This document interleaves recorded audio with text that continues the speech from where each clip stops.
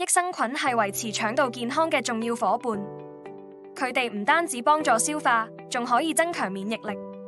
我哋了解下卓盈方12益生菌點樣抵抗胃酸同提升免疫力。腸道被稱為第二大腦，因為佢對身體整體健康有深遠嘅影響。腸道菌群嘅平衡與否，直接影響免疫力同專注力。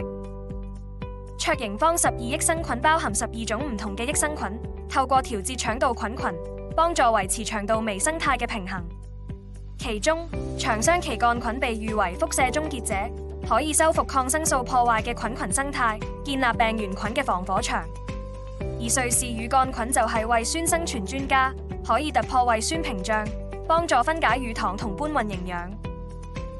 木糖醇同麥芽糊精係益生元來源，有助於刺激雙歧桿菌同乳酸桿菌增長，幫助調節體內腸道屏障，提升腸道免疫力。